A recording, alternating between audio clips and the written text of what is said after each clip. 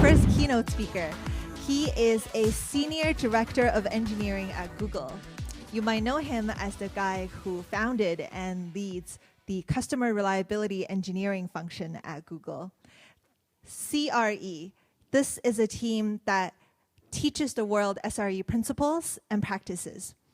Now I want to tell you a bit more about him because I think he has a very unique view and perspective. He is deeply compassionate and intuitive as a teacher, not just a lecturer. He makes sure that whatever he's trying to transfer, the knowledge actually gets received. And when I've heard him speak, and he's shared that, as we invest more and more into machines, as they become more and more powerful, are we humans working for the machines, or are they working for us? Now, if we get woken up at 3 a.m. by a pager, then that's humans working for the machines. But how can we use a principle like SRE to preserve our humanity? Maybe that gets automatically responded to. Maybe we don't get woken up in the middle of the night. And it's that idea of fundamentally preserving our humanity that very early on helped me see the bigger picture of SRE. So without further ado, please help me welcome Dave Rensin for How Do We Apply SRE Outside of Engineering? Well, thank you, Christina. That was entirely more kind than I deserve. Good morning, everyone. Yeah, I am Dave, and I do work at Google. The topic of the talk is, what might it look like to apply SRE principles outside of engineering in our companies? I mean, a good set of principles shouldn't, or at least should be transferable in some sense across domains. Otherwise, they're fairly brittle as a set of, like a principle of free speech is not restricted to one sphere of our life, right? Before we can kind of answer that question, we have to maybe narrow it a bit and ask, well, which SRE principles are we talking about? There's a lot. Well, there are several SRE principles and a lot of practices. Google, we wrote 2 really large books of, like 800 and some odd pages each on both of them, which you can read for free at google.com/SRE. So there's, clearly couldn't cover that in an hour. So I really want to focus on what I think are the 2 most important core SRE principles, and then let's have a discussion about how we might apply that outside of engineering. So the first principle is the principle of error budgets, okay? And then error budget policies, but error budgets. The idea that things won't be perfect, it's dumb to expect they will be perfect, so how much imperfect is acceptable. And the second principle we want to focus on, shockingly for this audience, are blameless postmortems. What would it mean to apply that outside of an engineering culture? Okay, so before we dig into it, let me ask this question. Who here has written error budgets or error budget policies and then been governed by them, like how to live under them? Okay, we will generously call that a minority of hands. So, how about we take like 2 minutes and do like the super fast review, okay? Then we're all talking from the same page. Let's start with this. Perfect is the wrong goal for, I think, everything, but I'm open to being convinced that there is something, but I've yet to find one. So 0 errors, 100% customer happiness, 100% reliability, any of those goals are bad goals. Bad, like not good. If you labor under those, very terrible things will happen. All right, why is that true? Well, in the first place, they're unattainable. No system has ever been created by humans. And I don't just mean, computing system, no political system, no economic system, no whatever, philosophical framework. There's literally nothing that's ever been constructed by humans that is perfect or perfectly reliable or perfect on any access. Actually, there are very few things, this will be maybe 30% controversial to say, but there are very few things that I can think of that are actually perfectly terrible, like have 0 redeeming value whatsoever. And I can think of some really awful things that are in some unbelievably small margin maybe. Doesn't mean we should adopt any of them. Okay, so we're bad at doing perfect. Don't feel bad about it. That's okay. Nature doesn't do perfect very well either. I can't think of a single physical system in nature that is perfectly reliable, including the sun. It's just all of its downtime minutes will come at once and forever. And this is okay. It turns out humans are terrible at following directions. Perfectly awful at it. I have this thing I like to do when I'm speaking like in a really big crowd, couple of whatever, 1,000 people or something, where I ask everyone to raise their left hand and then take a picture.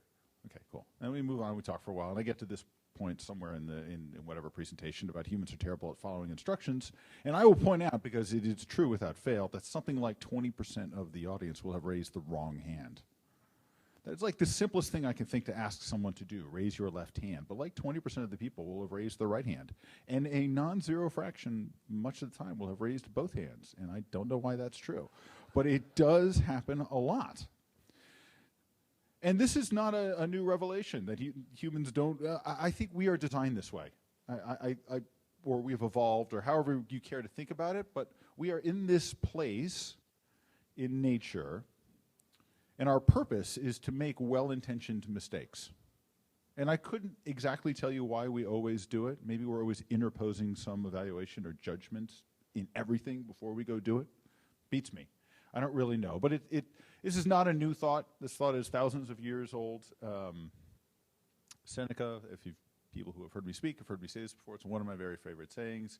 Errare humanum est, sed inerrare perseverare diabolicum. We obviously all know.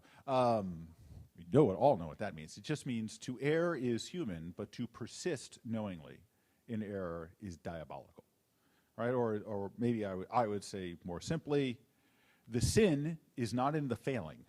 The sin is in the failing to notice, okay? So, we screw up even little things all the time. That's okay. That is working as intended, as we would say in Google. That is somehow by design. Therefore, we're not going to create perfect things. That is an unattainable goal. Therefore, if we set standards of perfections for our organizations, for our systems, so I'm using the very broad definition of system here, not just computing system, we know we will not attain that goal. That is a metaphysical certainty. So what happens as we start to get to whatever the point is reasonably attainable and yet still ask people to get better? They lie to us. That's what happens. They lie to us. And you can see it everywhere in history. So that's why perfection is a really terrible goal. Don't have that. So then the question is, oh, and by the way, also our users, however we care to define users, our customers, don't care. If we think of in our mind's eye, if we think of a graph, and on the y-axis is our users' happiness, and on the x-axis is sort of our number of errors, right? When we start at 0, let's see, I'll do this in reverse so it makes sense. We start at 0, hey, our users are as happy as they're going to be with our system, right? And if we get a little above 0 errors, well, they're going to have basically the same level of happiness. It's not linear. In fact, it's flat for a while. And then you get to some level of error. I don't know what that is. It's different for every system. And then it falls. Like it really drops off a cliff at that point. So there is some amount of error, some distance between perfect and some line in which our users are entirely indifferent. And you can prove this to yourself anecdotally. Do you care if your internet is working in your home if you're not home? Or if it's working on your phone if you're not looking at your phone? Do you care if the BART is on time if you are not riding the BART? Right? Like your attention and time are divided across a lot of things, and most of your day you're not paying attention to most of the things you are using. So they don't have to be perfectly reliable because that's just waste. And in fact, so not only is it wrong to try to be much better at that sort of philosophically, because we will turn our people into liars, which is terrible, but our users don't care. So clearly, if we're greater than whatever that error threshold is for any extended period of time, we'll start losing users. That's bad. We should all try to avoid doing that. But if we are very much under that error threshold for an extended period of time, we are wasting time and resources because our users are indifferent. So if we say that we have a budget of 30 bad minutes in some computing system a month, and we're like, hey, this month we only had 10 bad minutes, woohoo for us? The answer is no, not woohoo for us. Why are we wasting 20 bad minutes? Like, what could we do doing faster? We're doing more innovation. So our goal is to run our systems, our computing systems, our marketing systems, our legal systems, et cetera, just a little above, just a little better than that margin, right? And so that margin's called the error budget. How much budget? And we like to say at Google, take your nines for a spin. The other thing people get confused about, just really quickly, is, hey, guess what? Our users decide our reliability for whatever system we're talking about, not our logs. No user ever said, I'm having a problem with your system, and then we said, well, our logs look fine, and the user said, okay, never mind. And trust me, I built a global support org, I know. Our users care about symptoms, not causes. No user ever cared about that the CPU spiked. They do care that their transaction's taking a long time, or it failed, or some such thing, right? This becomes important in a moment. And then, of course, with error budgets, the question is, what do we do when we blow our budget? We'll talk a little bit about that, too. Like in a software world, we might say, if we had an error budget, let's see, a 4.9 system, your budget's going to be 4.32 bad minutes every 30 days. So if I have a 9-minute outage, what do I do now that I've blown my error budget? I've spent twice my error budget. Easiest thing to do is freeze new rollouts for 30 days, for the period it takes you to pay off that debt. We can talk about what would that mean in a legal system? What would that mean in a marketing system? What would that mean for sales humans? Okay, that's the first thing, error budgets. Yes, a question. All right, we have our first question. Please stand up, tell us your first name, and yell or talk loudly your question. My first name is Jacob. My question is, Google Cloud this summer had a incident that greatly exceeded its error budget. GCNet 19009, I think maybe 50x, because Google Compute has a 4.9's SLA, I think, rather than like SLO or error budget. So I'm wondering, sort of like, what, if that's 50x, that's like 5 years of a feature freeze that that's a lot. Google probably won't be doing for its like cloud networking. So like, what does Google do for incidents of that magnitude? Sorry, I'm going to pause for a minute. I know the answer to your question. I now have to put it through the filter of stuff I'm allowed to say. There's a lot of latency in that filter. It goes deep, so give me a second. Yes, from time to time, in any system, right, you're going to experience outages of the system that are much larger. Will you have blown your budget by so much you're never going to pay it back? Well, let me ask you something. If you accrued debt that was so high you couldn't pay back, what would you do? You declare bankruptcy, right? I mean, it's awful. It's painful. People don't want to lend you money again, et cetera. We do analogous things for systems like that, right? So we declare bankruptcy. We say, okay, we're not going to pay this back. But something is fundamentally broken here. Why did we, was this a black swan? Did an actual meteor actually hit a data center? Oh, no? Oh, okay. So this was preventable in some way. Okay. How is it we constructed a system that was so brittle that in its limit, again, it's not that there was a problem. That's not the fault. It's that it lasted so long. Now, what were the contributing factors to it lasting so long? Did we not notice for too long? Was mitigating the problem too complicated? Maybe we could do a rollback or something. Maybe we could only roll forward, which is a terrible way to build a system. For something that large, we'll ask, are there communication barriers between the teams? We're not trying to get blameful here, but it's, sometimes it is true in a large organization that how you organize your teams does affect the velocity with which what they do. I'd prefer that not be true, but in, 100,000 person orgs, sometimes that matter.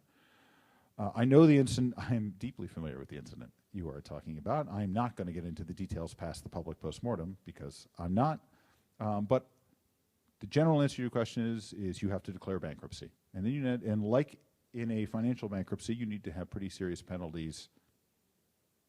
Penalties is maybe the wrong word, but you have to have a very serious reaction to that. That is an event you would like to not have happen hardly ever, Now, that having been said, statistically speaking, every 5 to 7 years in some large system, you're going to have that.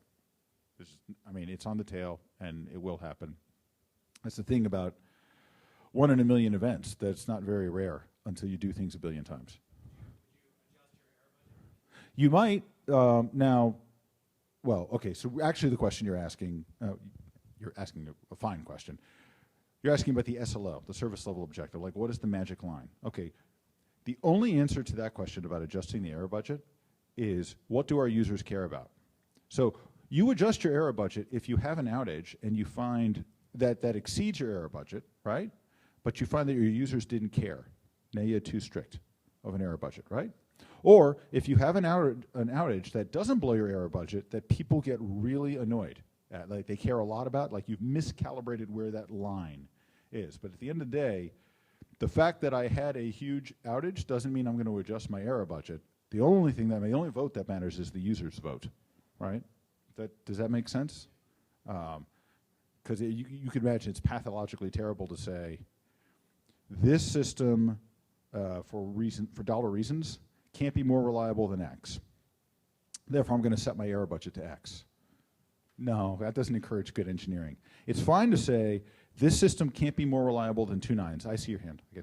This system can't be more reliable than 2 nines because of dollar reasons. My user requirement is that the system run at 3 nines. Like they get super grumpy if it's not running there. Now I know that for the period of time it takes me to figure out whatever I have to do to get this thing from 2 nines to 3 nines, I'm going to have grumpy users, right? And that's part of declaring a bankruptcy and doing some other things. So the user is the most important vote in where the error budget sits. But yeah, but you have to be explicitly recognized there's a gap. Yes, young lady. Sorry, I have the lights in my eyes. So continuing off the last question, I had a thought, which is, what happens when those gigantic events happen, right? And they do happen. And one of the things that I'm wondering is, for each individual team that is responsible for their own SLOs, for their own product, right? Obviously, loads and loads of these teams and these products are impacted by this black swan event, right? And one of the key concepts that people talk about in SLOs is being very careful to define your SLO, kind of understanding the SLOs that are beneath you, that you depend on, right? Yeah. And so does your system kind of account for that and say, yeah, like, look, you blew your SLO for 5 years worth, but that's because like everything was down and therefore your team is not expected to magically have, does that kind of conversation Yeah, we have happen? a philosophy about that. And our philosophy can be summed up as this: the user doesn't care. The user doesn't care. The user said, this system X didn't work for me. And the user experienced this terrible outage, right? So you're asking the classic systems dependency question. So let's say some fundamental storage layer failed, right? And that was the cause of all the things. You might say, well, I'm the front-end developer of this web application, right? I depend on the server, and it depends on some stuff, and it depends on some stuff, and when you peel away all the turtles all the way down where a storage layer, right? Like that ain't got nothing to do with me. And my answer is wrong. Sure it does. The user doesn't care. So you need to ask a question, Mr. and Mrs. Developer. Are your assumptions about the reliability of this layer that you depend on accurate? If they're not accurate, great, because it doesn't change the expectation the user has. Do you need to do something different? Do you need to decouple your dependency in some way on that deeper layer? Like I have never seen an outage between dependent systems where, let's say A depends on B, where there was nothing A could have done to lessen the blast radius of an outage of B. And so actually, no, we will apportion that error budget penalty across all the layers of the stack until we get to the user. So if it's I'm trying to think what would be the power system. I'm trying to think of like the most basic thing I can think of. A power system, a power failure. Oh, here's a good one, because we had this happen a couple of years ago. People just didn't notice it, thank goodness, because of, it's the way we distribute stuff. There was a bug in a firmware of a power controller. We didn't know. Like, we buy this power controller from a vendor. And the bug showed up in 3 data centers at exactly the same moment and threatened the power in 3 data centers. 3 data centers, depending on size, is on the order of tens and tens of thousands of machines. That was bad. Okay, so we might say, it's code in the firmware of a power controller which feeds the power system, which controls the hardware, et cetera, et cetera, et cetera, all the way up the stack. Not my fault.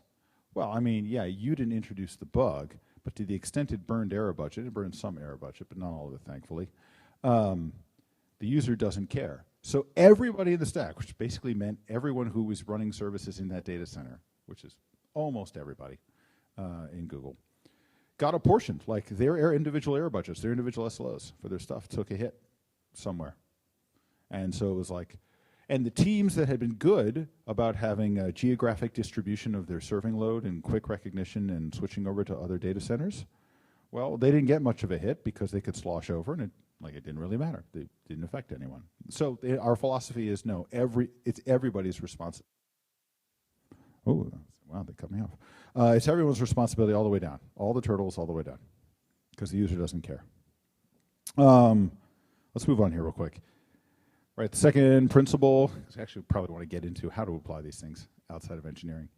Blameless postmortems. I think we all understand why this is important. If you blame people, they won't tell you the things you have to learn, which means what you can learn from problems. There's a ceiling. It's an asymptote to it. You learn something, or you learn the wrong things, right, because they hide the truth. That's terrible. Which means you will make the mistake again. That's doubly awful. So that's a terrible thing. If you have a blamey culture, you will go slower at the end of the day.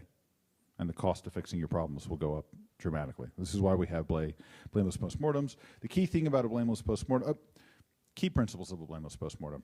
Number one, you have to start from the assumption that your coworkers are not stupid, lazy, or evil. If you really think you have stupid, lazy, or evil coworkers, your hiring process is broken. If you can't change your hiring process, you should quit, because that company will fail. But it is the truth in any company that survives for more than a few years. The overwhelming majority, like, you might as well think of it as everyone, in a practical sense. Nobody is stupid, lazy, or evil. They're all well-intentioned humans who will make well-intentioned mistakes. So when the human, I don't know, push code or something and it causes a problem, or tweet that thing that seemed oh so clever but causes a PR nightmare, the question is not, why is that lazy, stupid, or evil human doing lazy, stupid, and evil things? Because I'm not that. It's how did that person come to become unlucky? Why was that the person who tripped over this? What is it in the system that permitted a human who is going to make mistakes, even on simple things? What permitted this person to be unlucky in that situation? And is it possible to put guardrails around that so people can't be unlucky in that situation? Then, of course, you're trading against velocity and stuff. But the reason we ask this question, like, how do we make it harder for people to experience bad luck, or the results of their bad luck to have smaller blast radiuses? When you frame it that way, then people will be very forthcoming. They're like, yes, I was the unlucky victim. It happened to me. Here are my suggestions about how maybe it could not happen to me in the future, and not happen to the next unlucky Dave in the future. Okay. And again, this is not new to Google in any way. Doctors, at least if they're doing well, do M&M conferences, mortality and morbidity conferences. They get together and ask, why did this patient die? Because they would prefer everyone learn that lesson, like from one incident, than have to learn it from a lot of patients. The most important thing about a postmortem, besides being blameless, is it actually has actions. Right? It has concrete actions that are tracked, that are around what can we do to make the monitoring for the thing like this better? What can we do to make the alerting better? What can we do to make it easier to mitigate? Right? It's all about reducing the blast radius. And then, of course, what will we do to fix it so that we hopefully don't repeat this class of error again? But again, the goal is not to not fail. The goal is to not fail to notice. Right? To notice as quickly as you can and then mitigate as quickly as you can. Okay, so those are the two basic concepts we want to start with. Error budgets and blameless postmortems. So let's talk about how we might apply these outside of engineering, because they seem relatively straightforward to apply in engineering. Okay, well, let's talk about the different functions of a business. Let's pick everyone's favorite function, marketing. How could we apply SRE principles to marketing? That's a good question. Well, let's ask some foundational questions first. Who are the customers of our marketing team? I'm going to put PR and comms in with marketing here, right? Just people responsible for shaping our image to external humans, if that's reasonable. Well, the sales team, sure, they seem like they are a consumer of the marketing team work. Customer support, yeah, I think so. They consume marketing's work. Our executroids, our leadership, yeah, sure. Our shareholders, our investors, and then, of course, our customers. Our customers consume the work of our marketing. So let's just go and say everybody. Everybody is a customer of marketing. So let's look at a couple of these in order and ask, could we reason about how to apply some SRE principles? So our supplier in this case, our system, is marketing. Our marketing system, a collection of well-intentioned humans who want to say good things about the company. And our customer in this case is, let's say, the sales team. Let's start there, okay? Starting from the principle of our customers only care about what our customers only care about, and you should only care about what our customers only care about.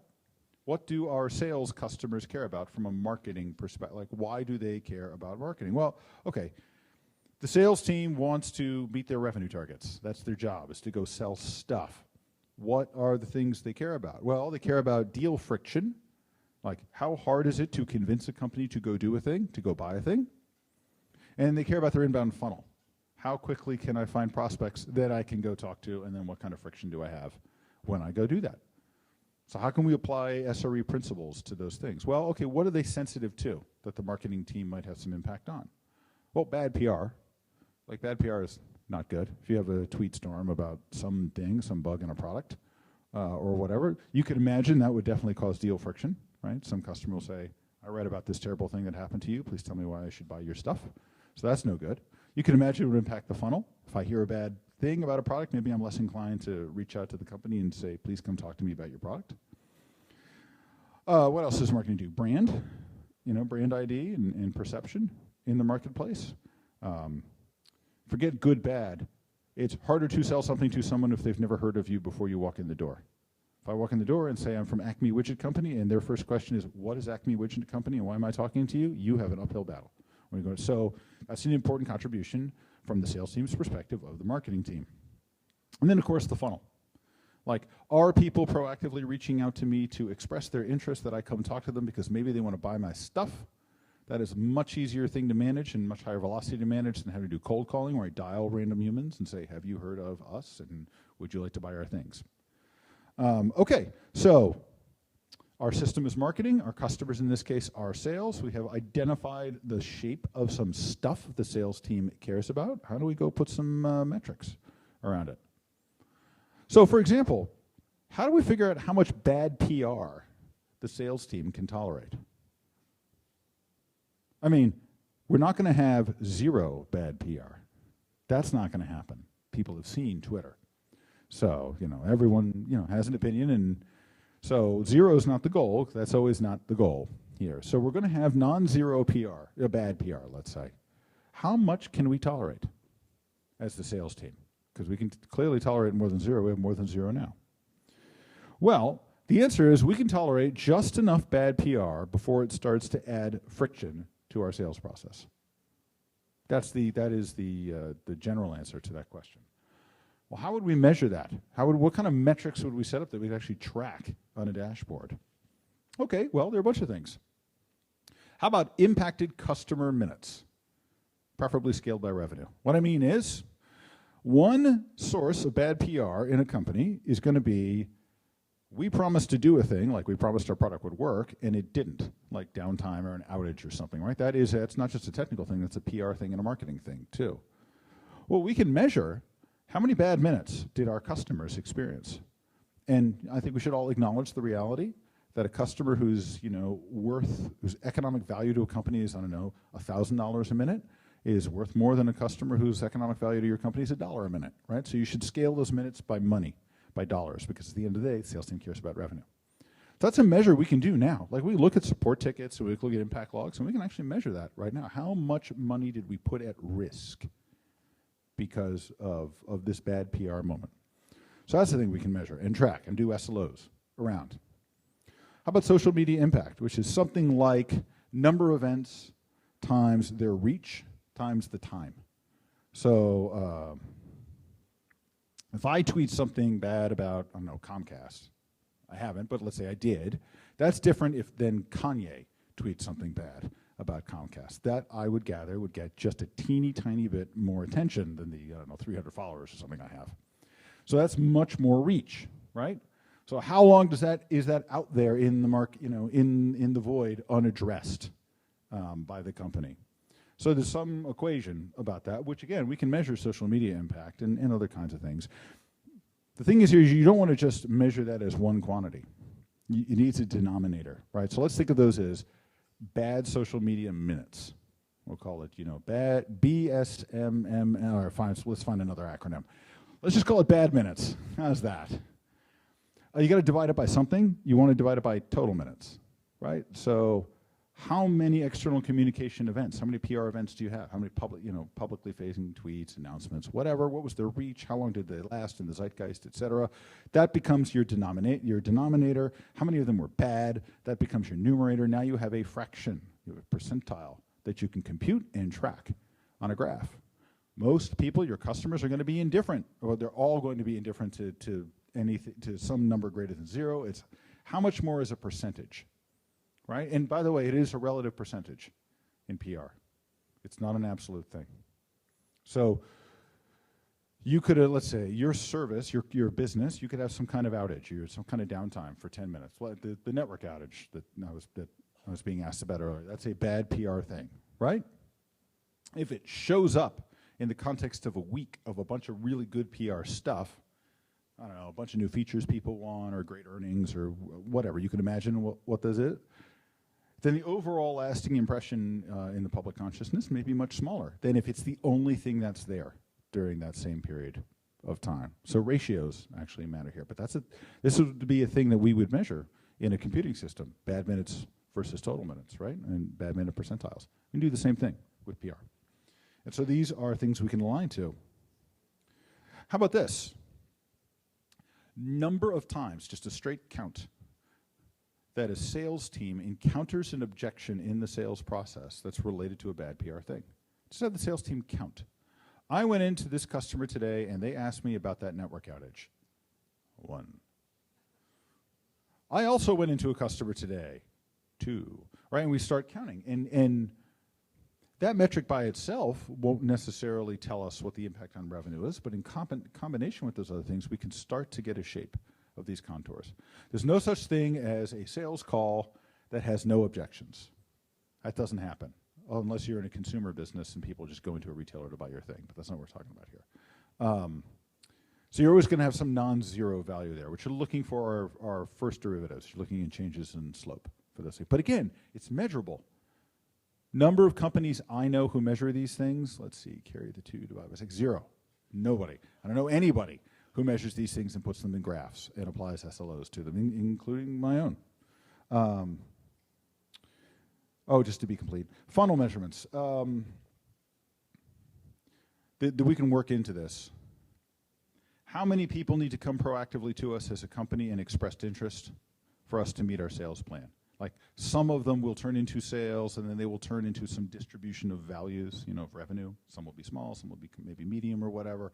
How many of those do we have to have across time, and what distribution lets us meet our revenue plan for the year, right? And then same thing, we can find out coming in how many of them have heard about or been impacted about. So we can actually track like bad PR minutes, good minutes and bad minutes, and how it impacts the funnel.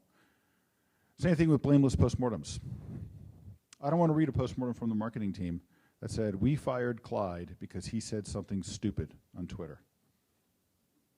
Hi, I have a question. Does your hiring process suck? No? Cool, glad to hear it, because you hired Clyde.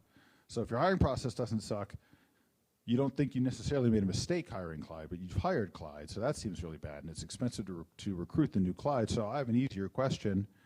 How is it that Clyde got to say the dumb thing on Twitter? Like, what is it about the system? Like, is no one reviewing stuff that goes out under the corporate Twitter account? And if people are, well, how did that happen? Like, do we need better training for people? Do we need a second set of eyes? Do we need systems that are doing sentiment analysis on the tweets we just tweeted so we can untweet them if they are bad? Those are the kind of things we want to ask. The question isn't to ask, why did Clyde make a bad decision? The question is, why did the system permit it to happen, right? How do we prevent the next unlucky Clyde? And there's no reason not to apply that there. Okay, so that's marketing as, I guess another thing. Who's another customer of marketing? How about customer support? They're a customer of marketing, although it's not always obvious how. Here's one. The marketing team says new feature Q will be available Wednesday, and Wednesday comes, and new feature Q is not available. It doesn't become available till Friday. What do we think will happen between Wednesday and Friday? We will hear from our users loudly through our customer support channels. Or somebody posts a bad review, let's say, of our product on, I don't know, wherever people post bad reviews about products, Yelp or something. probably not Yelp. And it goes unanswered. Like, maybe it's not correct. You know, I tried to do this, and this product clearly doesn't do this, and it's garbage. Actually, the product clearly does do this, but, you know, it's an RTFM issue or something.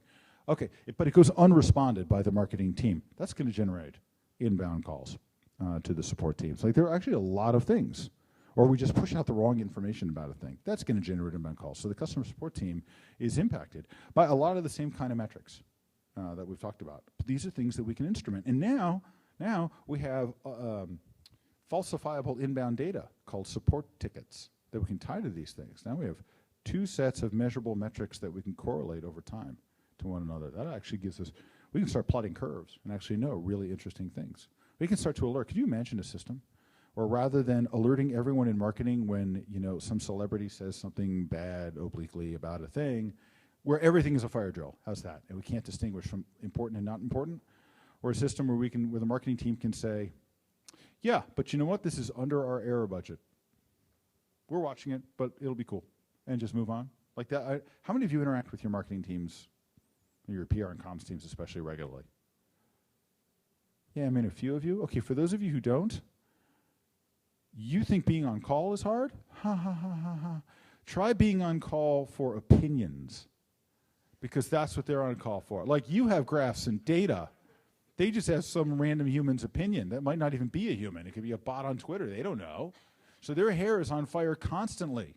You think you get no sleep? Try doing a spin in comms. Let me tell you a dirty secret. I've never worked in marketing at Google, not because I have no interest or I couldn't learn the skill, or not because it's not intellectually interesting or I don't have the skill. It's, I know what it's like to be on call, and I don't want to have to do a 10x for things I can't control, you know, or for opinion-based things. No, thank you. I'll go do something else. So these are things we can go look at, right? Okay, so, all right, that's kind of the, that's a deep dive in marketing as a system. All right, let's say, yes, we could probably apply SRE principles to marketing. How about to the, are we doing time? Okay. How about to the least tractable, least comprehensible, most onerous and scary part of any business? Legal. Could we apply SRE principles to legal? Yeah, is the answer. Or I think the answer is yes. First things first, who are legal's customers? Okay, let's just make this easy. Everybody. Everybody, one way, directly or indirectly, interacts with legal. That's just how it is. Our end users, they're also customers of legal, right? That's our end user click-through agreements and our privacy policies, et cetera. Our leadership certainly are customers of our legal department. They give them advice about what they can or cannot do. Okay, so let's do more quickly the same kind of analysis from the legal perspective. Let's start with the customer of employees. What is an employee? What do I care about as an employee if I'm not a lawyer, I'm not in the legal department? What do I care about? I probably look at legal as a speed bump. They're the people who add friction. They make me take mandatory training for X or Y, or I have to go talk to them if I want to go do Z about a thing. Ugh. If I want to sign a contract, I got to run it by legal, right? I mean, that's how we think about it. Most people think of legal as just speed bumps. I don't think it's true, but that is how most people think of it. Hey, we can measure that, right? How long does it, here's the thing we can measure, how long does it take on average for someone who has an inquiry to a lawyer cat to get a useful answer? That's a measure of latency. Not any difference than a request-response latency in a system. Since every interaction I am forced to do with a lawyer feels like a bug, like no one wakes up and says, woohoo, I want to go talk to the lawyers. Like no one wakes up and says, woohoo, I want to call customer support. We can count how many of those interactions are we having? How many of these inbound requests? Just a straight up count, just like our ticket count in a customer support system. A big concern with engineers, particularly talking to lawyers, or anyone talking to lawyers, is the lawyer will say no, and that will impact my velocity to do a thing. I would go launch this project. We've been through legal review. You can't use that trademark. Oh, son of a bitch. Okay, now what? Right? So, same thing with good minutes, bad minutes. How often are we getting requests where our answer is no? If that number is too low, you think, holy cow, 100% of our requests we're answering yes to. That's fantastic. No, it's not. That's awful. Strictly speaking, all of those requests were useless. Like there wasn't a form or like a really easy doc that people could read so they don't even ask you. You could just send them to a thing where they're like, are you X, are you Y, are you Z, are you condition A? No, you're good to go. Congratulations, you have been blessed by legal. So a value too low is not, on the other hand, a value too high is also probably a problem. If 86% of the inbound requests are being answered with no, that's a bad user experience. And again, that's probably like a training thing. There's something like people have unreasonable expectations, or one of us has unreasonable expectations about how this is supposed to go.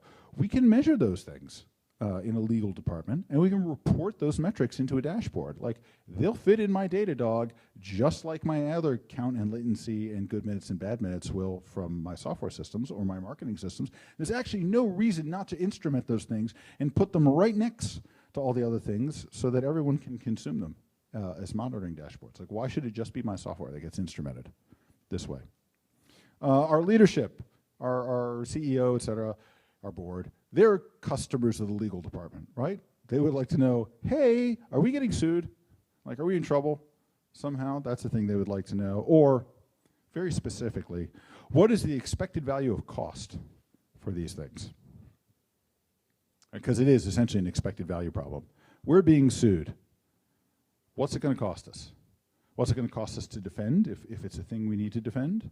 What will it cost us if we choose not to defend it? If we just choose to not respond? Like, that's a real thing. Companies really ask that question, et cetera. So you get settlements and other things.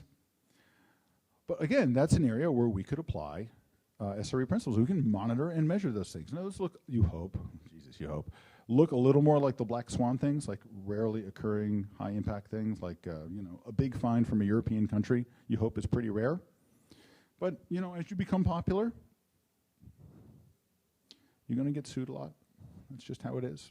I'm sorry to say. We live in a world where it's very easy to sue people. You're going to get sued all the time if you become even kind of popular as a company. None of you in this room may have to see it, but it's good for you to know that it's happening, and there's no reason not to instrument it.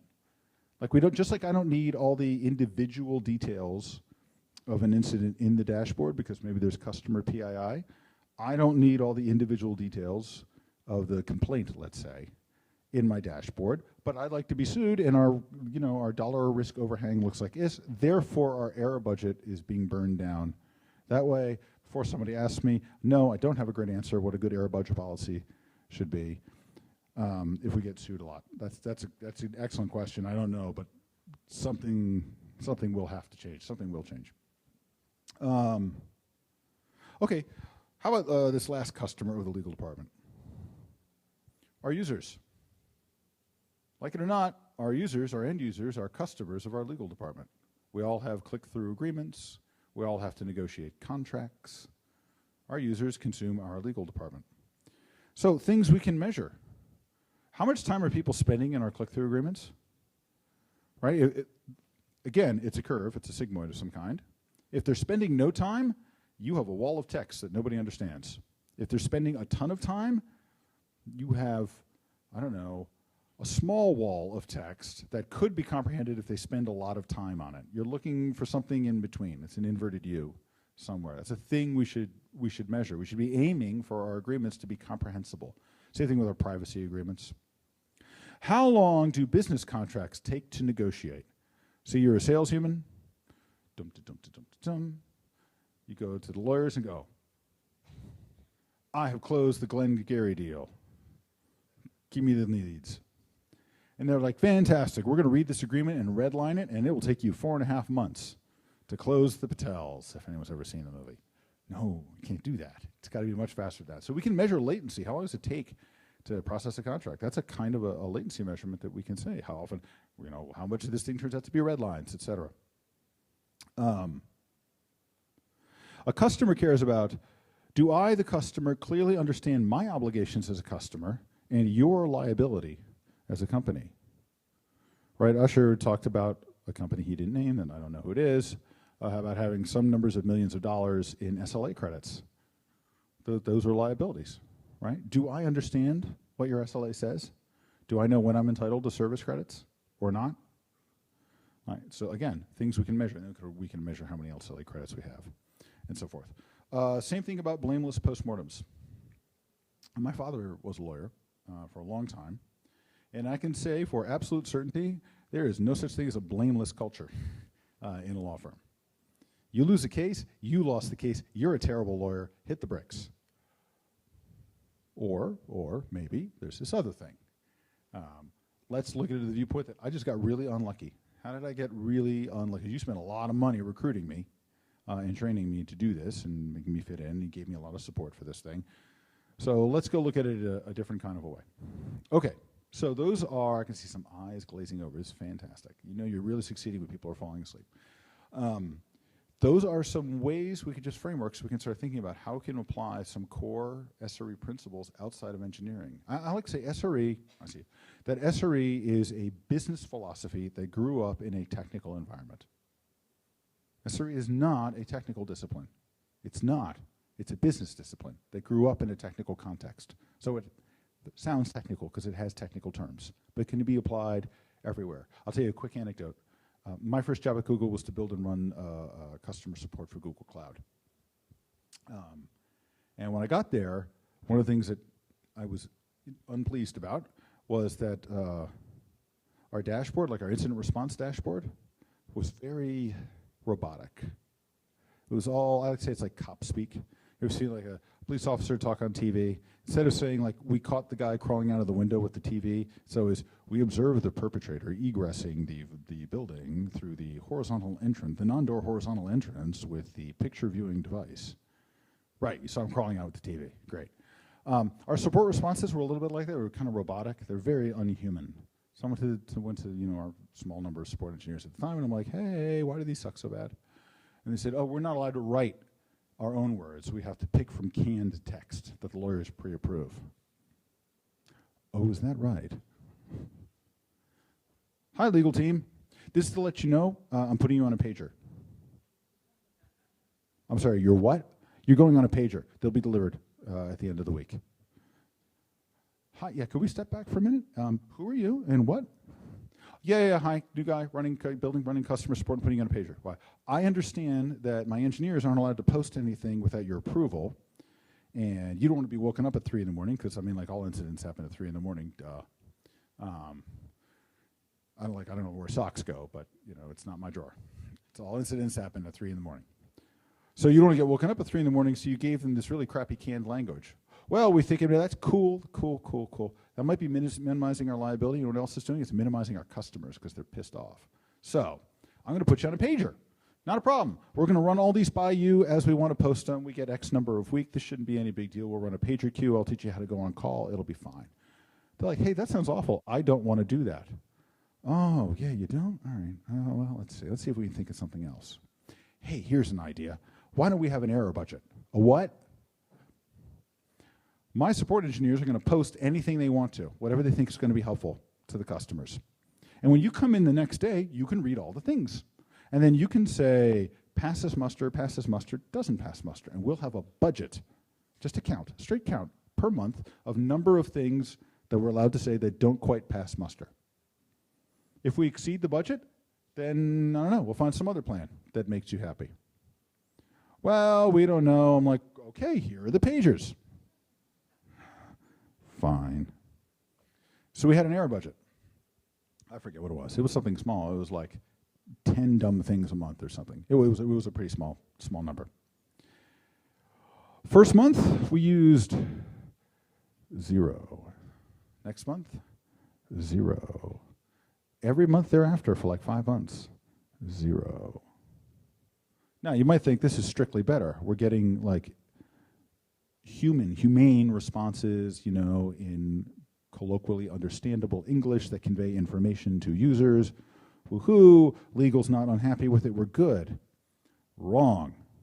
We are consuming 0 of the error budget. This is bad. How can we consume more error budget? Went back to the team. Hey team, how do we consume more error budget? And they're like, well, I mean, I guess we could give like less useful answers. No, let's not do that. Inaccurate? No, let's not do that. All right. Then one of my engineers, I was like, well, I have an idea. Ooh, I like how this is starting. What's your idea? He said, I'd like to start answering small percentage of some class of questions with AI. Like, I don't know how long it'll take, but I actually think like we could take some load off the humans and provide the same technical quality. I would like to know more about that, please. So he went and did a little prototype, and we like a tiny fraction of our support cases. Like we didn't start with public incident posts first. We just did the support cases first. Tiny little fraction. And at first, the CSAT, the customer satisfaction for that fraction, was awful. It was like 35 points lower than the human interactions. We're like, yeah, we're not going to put that in production. But we refined it and refined it and refined it. After a course of about 18 months, Emily Gage, as she became to known, Engage, I didn't name it, but cool, Brian wrote it, he can name it, became our highest rated support engineer in all of Google. And then we started actually auto-suggesting. We still do human review, but we actually started having the AIs auto-suggest text for interstitial updates. They still go through human review, but looking at the data and auto-suggesting more than templates. It's an AI-based system. And we started to take up our error budget a little bit. Like now, every month we can count on sort of like 2 or 3 out of the 10 getting flagged by legal. But that's a much healthier kind of number. So, sorry, that's an anecdote. Like, you can really actually apply these systems any place. Okay, I saw your hand first. How do you approach like Goodhart's law, this idea that when you make a target or a metric, that then people sort of game it, right? Like in the legal case, maybe they'd give looser or weaker or less scrutiny because they want to hit this latency target or whatever. Yeah, for those of you who don't know, Goodhart's law, if I'm remembering it completely correctly, is as soon as you turn a measure into a metric, it ceases being useful as a measure, right? Because people game it. It's an excellent question. The best way I know how to do it is to take away people's incentives for gaming.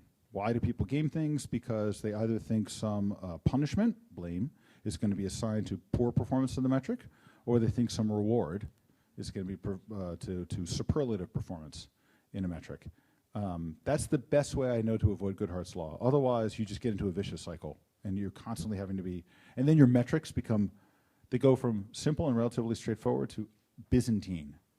Like there's an incentive to create Byzantine metrics so that people can't game them, and then the whole thing just collapses. You know where Goodhart's law really becomes a problem, but not my problem because it's not my part of the business? Wow, it's all my problem, but nothing I can really do anything about. Sales quotas, like, are the perfect example of Goodhart's law.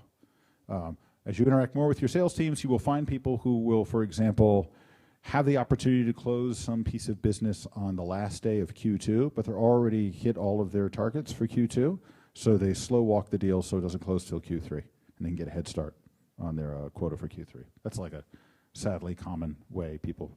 But anyway, the only way I know how to mitigate that is to do everything I can to de-incentivize, like to take all of the actual incentives, not just tell people don't do that, but actually like take all the incentives out of gaming it. Yes, did you have a question? No, I don't tell them to explicitly do more dumb things. I think that I would not have my job for long, I think, if I did that. But I do tell them take more risk. That's actually how I phrased it. Like, we're under-consuming our error budget. Can we use that space to innovate and take more risk? How can we? And there were a lot of ideas, like maybe we could hire contractors who will probably be less technically deep in some of these things, but could do a higher volume than we can, and shunt some of it. I didn't mean shove, that was a misspeak. Shunt some of this stuff to them, and my answer was, yeah, I don't want to do that. Find something else. And then it was, hey, we could probably trade speed for quality, which is where the AI came in. And that's a reasonable trade, because again, there's some volume that your users kind of don't care about. I can probably do like 2 more questions before we're at time. Or I can do no more questions. That's also fine, whichever you would prefer. Okay, yes. All right, the question for those of you who didn't hear is, how often do you evaluate if the metric you are measuring is the right metric to measure? Okay. Actually, 2 bits to that. The target you would like the metric to be, your error budget, your SLO, do that at least once a quarter. Okay, the target. Now, is it the right metric? Once a year is probably a good pace. It's friction to change a metric, because you got to change all the downstream monitoring. Doesn't mean you shouldn't do it.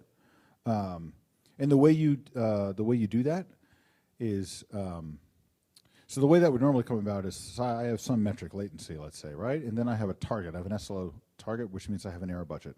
And I'm finding that this month I blew the heck out of the error budget, but nobody complained. Oh, okay, maybe the error budget needs to be looser. And then next month, so that's something in the back of my head. Maybe I don't adjust it. The next month I find I'm way under my error budget. Man, people are unhappy. Those two results don't match. I probably picked the wrong metric because it doesn't seem to correlate with my user happiness. So the answer is you want to do it in an interval that you can really see if the metric actually correlates to your user happiness. Probably that's not more than once a year. But the target, you're doing at least once a quarter, maybe once a month.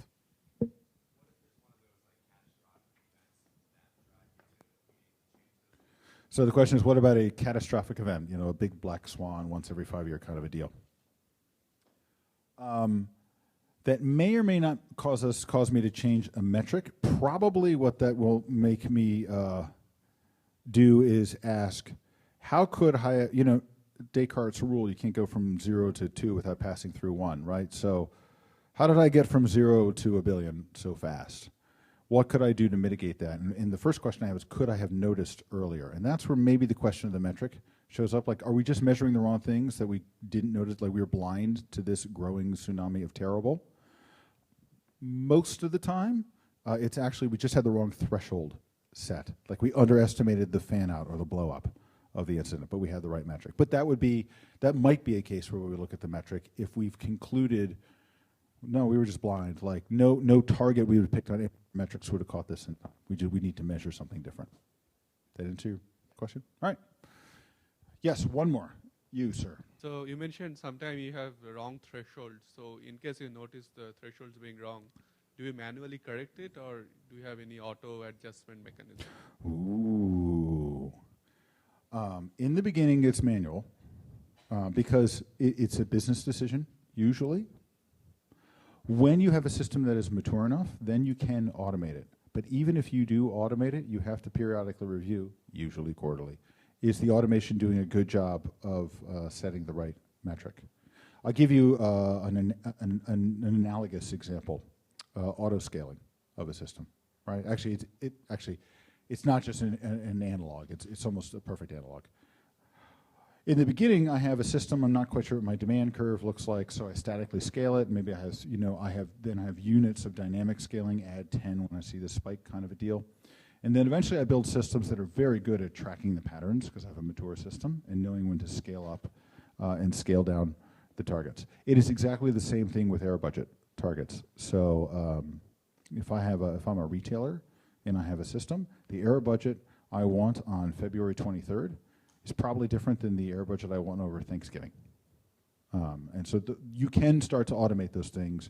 The secret to any automation is finding patterns, having forecast accuracy with small enough cones of uncertainty, and that really just means doing enough measurement over an extended. You can only do that with very mature systems because you have to have enough history and it has to be stable, meaning the metrics have to be fairly stable before you can automate those things. Make sense? All right. Thank you all very much. You were a very patient audience.